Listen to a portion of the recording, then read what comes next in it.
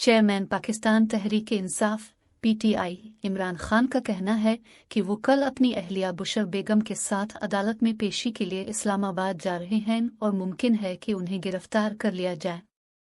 कारकुनों से वीडियो खिताब में इमरान खान ने कहा कि सोशल मीडिया पर हमारी हिमायत करने वालों को गिरफ्तार किया गया। इस वक्त पाकिस्तान में जो हो रहा है ऐसा पहले कभी नहीं हुआ।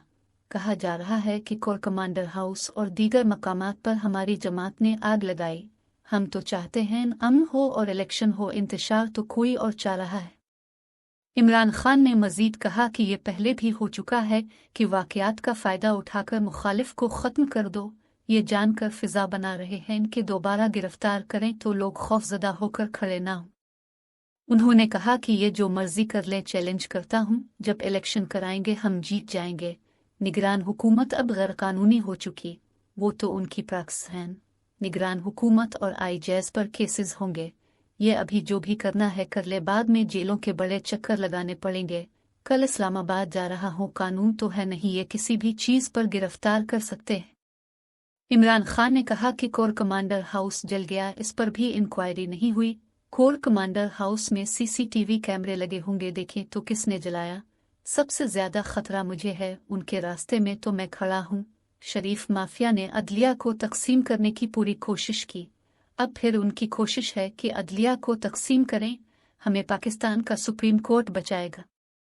ख्याल रहे कि चेयरमैन PTI इमरान खान मंगल को इस्लामाबाद पहुंचेंगे। गुज़िश्ता रोज़ इमरान खान ने 190 मिलियन पाउंड स्कैंडल केस में शामिल तफ्तीश होने के लिए नेब रावलपिंडी को आगाह कर दिया था। नेब को लिखे गए खत के मुताबिक वो दिन 11 बजे नेब रावलपिंडी पहुंचेंगे।